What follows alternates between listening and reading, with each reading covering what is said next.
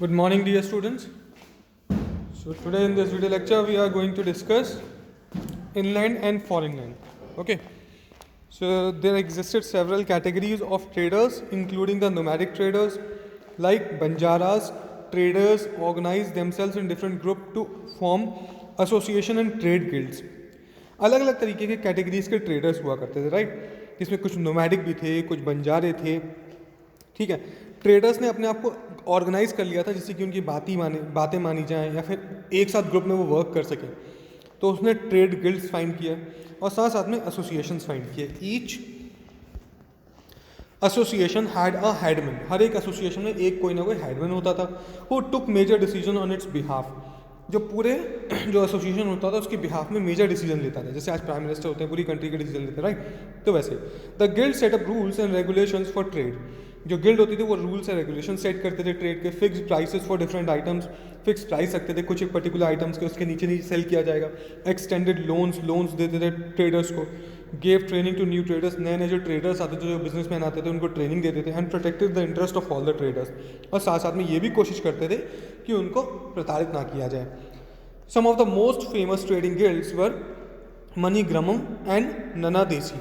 जो most famous trading guilds थी वो मनीग्रामम और ननादेसी थी. These guilds traded extensively both with in the end outside India. In guilds ने इंडिया के अंदर अंदर और साथ साथ में बाहर भी ट्रेड की. ट्रेड मतलब व्यापार होता है, याद रखिएगा, ठीक है. The Chettiars, Hindu Banias, Muslim Bohras and the Marwari Oswal communities emerged as the principal trading groups of the country. Chettiars Hindu Bania हो गए, राइट, मुस्लिम बोहराज हो गए और मारवाड़ी ओसवाल्स कम्युनिटी हो गई. तो वो प्रिंसिपल ट्रेडिंग ग्रुप्स हुआ करते थे कंट्री के. तो sold textile, indigo and spices to China. वो टेक्सटाइल, इंडिगो और स्पाइसेस चाइना को बेचते थे, पर्शिया को बेचते थे, अरब कंट्रीज़ को बेचते थे. In exchange they brought gold and Ivory from Africa and Chinese blue poultry and silver from south east Asia and China. उसके एक्सचेंज में या फिर पैसे लेते थे वो, या फिर कॉइन्स लेते थे, या फिर सोना चांदी लेते थे, या फिर आइवरी लेते थे. आइवरी मतलब हाथी वगैरह के जो दांत होते हैं वो अफ्रीका से लेते थे, राइट. चाइना से ब्लू पोल्ट्री लेते थे और सिल्वर वगैरह लेते थे साउथ ईस्ट एशिया वगैरह से. The high demand of Indian textile also led to the expansion of associated occupation such as weaving, spinning and dyeing. By the 18th century under the British rule, Indian textile the craft were completely ruined and replaced by machine made goods. New commercial towns emerged under the British and included Bombay, present day Mumbai, Madras, present day Chennai, and Kolkata, present day Kolkata. It's Calcutta, present day Kolkata, ठीक है. High demand थी India के textile की. जो India का कपड़ा था उसकी हर जगह बहुत ज़्यादा डिमांड थी, जिसके वजह से हुआ कि एक्सपेंशन बढ़ गया बहुत ज़्यादा. बहुत एक्सपेंड हो गई इंडिया का ट्रेड, ठीक है. अब वीविंग हो गया, स्पिनिंग हो गया, डाइंग हो गया, इनकी कॉस्ट बहुत ज़्यादा बढ़ गई. मतलब कॉस्ट बोल सकते हैं, इनका जो बिजनेस था वो बहुत बढ़ने लगा. लेकिन 18th century के आते आते ब्रिटिशर्स ने क्या किया, सारी चीज़ों को मशीन मेड में चेंज कर दिया. अब सब चीज़ें मशीन से बनने लगी. तो जो इंडियन टेक्सटाइल था वो रियून कर गया, मतलब बिल्कुल उसकी खस्ता हालत हो गई. ओके. और जो मेन कमर्शियल टाउन थे वो चेंज होकर नए कमर्शियल टाउन बन गए, जिसमें मद्रास आ गया, जिसको हम चेन्नई बोलते हैं. मुंबई आ गया, जिसको उस टाइम बॉम्बे बोला जाता था. और साथ साथ में कैलकाटा आ गया, जिसको अब हम कोलकाता बोलते हैं. Craft and technology. Through the different sources of the medieval period, we come to know the different types of craft and industry. अलग अलग सोर्सेज हमें अलग अलग क्राफ्ट और इंडस्ट्रीज के बारे में पता चलता है जो कि इंडिया में हुआ करती थी. The upper classes during the medieval period have a lavish lifestyle. जो अपर क्लास थे इंडिया के, उनका लाइफस्टाइल बहुत ज़्यादा लेविश था, लग्जरियस लाइफस्टाइल जीते थे. That led to demand of luxury items, जिसकी वजह से लग्जरी आइटम्स की डिमांड बहुत थी. Many new occupation such as those of masons, carpenters, tailors, painters, weavers came as a result these demand. इसका रिजल्ट ये निकला डिमांड का कि नए नए ऑक्यूपेशन बनना शुरू हो गए. जैसे मैसन्स हो गए, जिनको मिस्त्री बोलते हैं, कारपेंटर हो गए, लकड़ी का जो काम करते हैं, टेलर्स हो गए जो सिलाई वगैरह करते हैं, पेंटर्स हो गए, आपको पता है पेंट करने वाले, वीवर्स हो गए जो बुनते हैं. नए नए ऑक्यूपेशंस आ गए. Bengal became a prominent trading centre due to its cotton textile industry. Bengal एक बहुत ही इंपॉर्टेंट ट्रेडिंग सेंटर बन गया कॉटन, क्योंकि वहाँ की कॉटन टेक्सटाइल इंडस्ट्री मानी जाती थी बहुत अच्छी. Export quality silk was also manufactured during the Mughal period. Okay. Export quality silk को एक्सपोर्ट करते थे मुगल पीरियड के टाइम पे, which had huge market in Europe and other parts of Asia. जिसका बहुत बड़ा मार्केट था यूरोप में और बाकी एशियन पार्ट्स में. Sugar was also a popular export item beside spices. चीनी जो होती है वो मसालों के साथ साथ में बहुत ज़्यादा एक्सपोर्ट की जाती थी. A large variety of jewellery, perfumes and furniture were also made. बहुत लार्ज वैरायटी के ज्वेलरी बनती थी, परफ्यूम्स बनते थे और फर्नीचर्स बनते थे।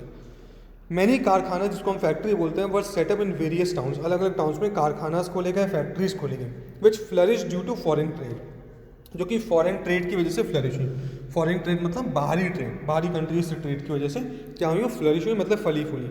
Most Indian silk weavers were capable enough to recreate the most intricate European pattern in textile thereby, जो ज़्यादातर इंडियन वीवर्स थे वो कैपेबल थे कि अच्छे से अच्छी तरीके की इंट्रीगेट कर सकते थे या फिर रिक्रिएट कर सकते थे यूरोपियन पैटर्न को टेक्सटाइल में, thereby creating a huge demand for such textiles overseas, जिसकी वजह से क्या हुआ, उनकी भी डिमांड बहुत ज़्यादा बढ़ गई। Many European accounts describe the Indian craftsman of the medieval period to be talented enough to replicate European model ships, okay, some of which were suppose to be better than the original models. काफ़ी ऐसे Indian craftsman थे, इतने ज़्यादा talented थे, जिन्होंने European model ships तक को replicate करके दिखा दिया था, right. Next comes the Masulipatnam. The town of Masulipatnam और मछलीपट्टनमीज was located on the Krishna river delta. Krishna river is in south India, right. The East India Company set up its first trading post there. East India Company ने अपना पहला जो trading post खोला था वो यहीं खोला था, on the Coromandel coast. It is believe that Machilipatnam got its name owing to the construction of gateway to the town. ये माना जाता है कि जो मछलीपट्टनम है उसका नेम कैसे पड़ा, वो जिस तरह का कंस्ट्रक्शन है उसके गेटवे का टाउन के लिए, उस वजह से उसका नेम मछलीपट्टनम पड़ा। Decorated with the eyes of fish, इसकी जो डेकोरेशन है वो फिश की आइज में, also called Machili in Hindi. It was one of the ancient British settlement and the chief port of Golconda in India. ये सबसे पुराने पोर्ट में से एक है। Masulipatnam was also known for its kalamkari work. Kalamkari work के लिए बहुत फेमस है Masulipatnam. Kalam means pen and kari means work, कलम से लिखने वाला, पेन से करा हुआ वह जो वर्क है उसके लिए बहुत फेमस है। Textile and paintings were created using vegetable dyes. Vegetable dyes से टेक्सटाइल और पेंटिंग बनाई जाती थी। A special dyed cotton clothes produce Masulipatnam called chintz was very popular in European market.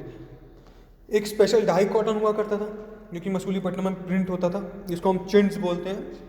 उसकी यूरोपियन मार्केट में बहुत ज़्यादा डिमांड थी, बहुत फेमस था। In fact French traveller François Bernier mentions that the best chintz came from Masulipatnam on the coast of Madras, present day Chennai.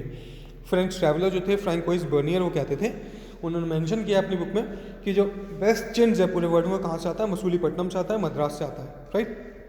Next is the Surat. Surat is a port city in Gujarat from a small hamlet during the 13th century. It gradually developed into a major trading center. सूरत जो कि आज present Gujarat में है, एक major trading centre हुआ करता था जो 13th सेंचुरी के टाइम पे कुछ भी नहीं था। Surat was significant in forming trade links with the west Asia. Surat इसलिए सिग्निफिकेंट था क्योंकि इसका ट्रेड लिंक वेस्ट एशिया के साथ बहुत अच्छा था, through the Gulf of Hormuz. In fact Surat was also known as a gateway to West Asia. Surat को गेटवे भी माना जाता था वेस्ट एशिया का। It was also the route to Mecca and many pilgrim ships sailed from there. Surat इसलिए भी famous था क्योंकि वहाँ से काफ़ी सारी शिप्स जो थी वो किधर जाती थी, मैक्का की तरफ जाती थी, मैक्का मदीना की तरफ जाती थी, okay. By the 17th century the Portuguese, Dutch and the East English establish the trading factories and warehouse at Surat. 17th century के आते आते पोर्टुगीज, डच और इंग्लिश ने अपना ट्रेडिंग फैक्ट्रीज खोली थी सूरत में। Surat was famous for its cotton textile. Surat famous था अपनी कॉटन टेक्सटाइल्स के लिए, गोल्ड लेस बॉर्डर जरी के लिए एंड डायमंड्स के लिए। आज भी सूरत फेमस है डायमंड के लिए। Many rest houses were build to cater to the needs of people from all over the world. काफ़ी रेस्ट हाउसेज खोले गए जिससे कि जो लोगों की नीड है, जो वर्ल्ड से ट्रैवल करने आते हैं, उनकी नीड्स को पूरा किया जाए। However, with the decline of Mughal Empire, the importance of Surat also declined towards the late 17th century. लेकिन जैसे जैसे मुगल एम्पायर डिक्लाइन हुआ 17th सेंचुरी के अंत तक, जो सूरत की इंपॉर्टेंस थी वो भी डिक्लाइन होती चली गई। The decline of Surat resulted from numerous factors. Surat का जो डिक्लाइन हुआ उसके लिए काफ़ी अलग अलग फैक्टर्स ने रोल प्ले किया, जैसे loss of market, sea routes, competition from Bombay, okay, market खो गई, सी रूट चला गया वहाँ से, और साथ साथ में जो बॉम्बे था उसने एक बेटर कॉम्पिटिशन पेश, present day Mumbai. A nearby port where the East India Company set up its headquarter. वहीं पे मुंबई में जो ईस्ट इंडिया कंपनी ने अपना हेडक्वार्टर सेटअप कर लिया था, right. So this is it. Thank you very much for watching the video. May complete the exercise in the question answers.